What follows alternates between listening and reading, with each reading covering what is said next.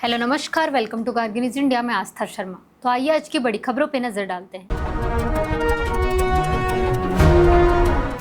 Iran ने कहा है कि उसने अभी तक अमेरिका को वार्ता पर अपना आधिकारिक जवाब नहीं भेजा है। वहीं डोनाल्ड ट्रंप ने दावा किया कि ईरान के साथ बातचीत तेजी से आगे बढ़ रही है और क्षेत्र में तनाव कम करने की कोशिशें जारी हैं। डोनाल्ड ट्रंप और बेंजामिन नेतन्याहू के बीच लेबनान में इजरायली कार्रवाई को लेकर तीखी फोन वार्ता हुई।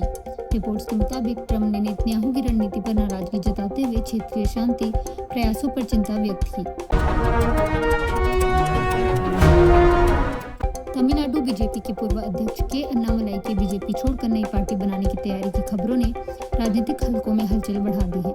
बताया जा रहा है कि 2026 विधानसभा चुनाव से पहले हुए घटनाक्रमों के बाद उन्होंने यह कदम उठाने की योजना बनाई है।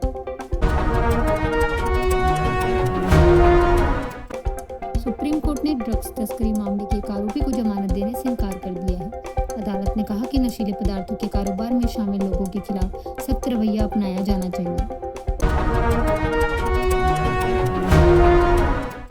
शशि थरूर ने सरकारी कार्यक्रमों में वंदे मातरम के पुण्य संस्करण को अनिवार्य रूप से गाने पर सवाल उठाया। वहीं बीजेपी ने उनके बयान पर प्रतिक्रिया देते हुए कहा कि वंदे मातरम राष्ट्र गौरव का प्रतीक है। ममता बनर्जी आज कोलकाता में विरोध प्रदर्शन कर रही हैं और बीजेपी को चुनौती देते हुए कहा है कि हिम्मत है तो उन्हें गिरफ्तार करके दिखाएं। उन्होंने आरोप लगाया कि उनकी पार्टी को राजनीतिक रूप से निशाना बनाया जा रहा है। भारत ने म्यांमार और नेपाल के नेताओं की यात्रा के साथ पड़ोसी देशों के साथ संबंधों को और मजबूत करने का संकेत दिया है। प्रधानमंत्री नरेंद्र मोदी ने पड़ोसी देशों के साथ मजबूत रिश्तों पर जोर दिया है। पश्चिम बंगाल में टीएमसी के भीतर गुटबाजी खुलकर सामने आ गई है, जहां एक धड़े ने दावा किया है कि 50 विधायक उनके साथ हैं। निलंबित नेता रिजू दत्ता के बयान से पार्टी में बढ़ते मतभेदों की चर्चा तेज हो गई है।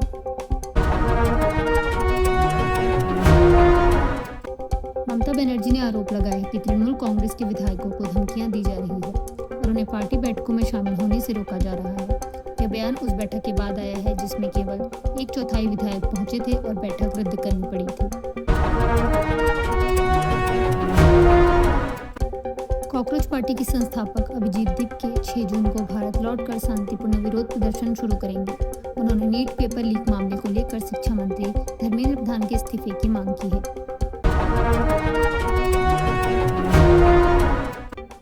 ग्रेट निकोबार परियोजना को लेकर पर्यावरण मंत्री भूपेंद्र यादव ने जयराम रमेश के आरोपों को खारिज किया है।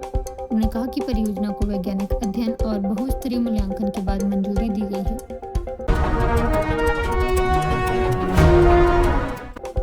म्यांमार ने कहा है कि वह अपनी जमीन का इस्तेमाल भारत विरोधी गतिविधियों के लिए नहीं होने देगा। भारत लंबे समय से म्यांमार में सक्रिय पूर्वोत्तर के उग्रवादी संगठनों को लेकर चिंता जताता रहा है।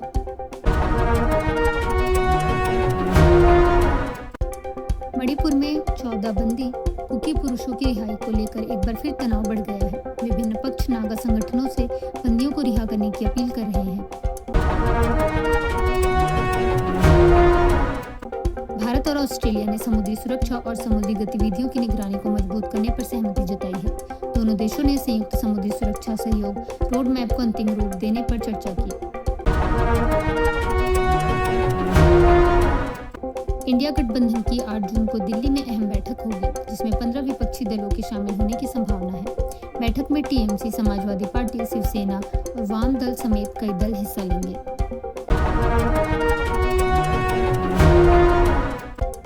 गृह मंत्रालय ने विदेशी नागरिकों के पंजीकरण की समय सीमा में बदलाव करते हुए इमिग्रेशन नियमों में संशोधन किया है।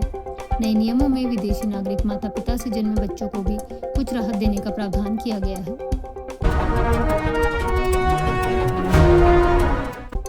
कांग्रेस नेता आनंद शर्मा ने भारत दौरे पर आए दक्षिण अफ्रीका के उपराष्ट्रपति पॉल मशातिले से मुलाकात की। बैठक में भारत दक्षिण अफ्रीका के ऐतिहासिक संबंधों और महात्मा गांधी व नेल्सन मंडेला की विरासत पर चर्चा हुई। ईडी ने एफईएमए मामले में वेदांता समूह से जुड़े ठिकानों पर तलाशी अभियान चलाया है। वेदांता समूह ने कहा कि वह जांच एजेंसियों को पूरा सहयोग दे रहा है।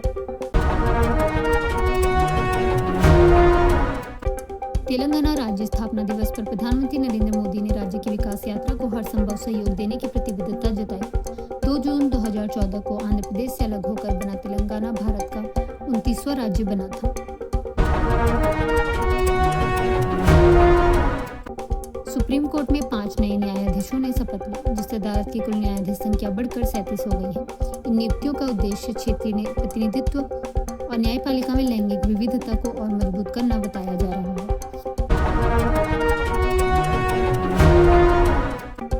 केंद्र सरकार ने इमिग्रेशन और विदेशी नागरिक नियम 2025 में संशोधन की अधिसूचना जारी की है। नए नियम के तहत विदेशी नागरिकों के पंजीकरण की समय सीमा में बदलाव किया गया है।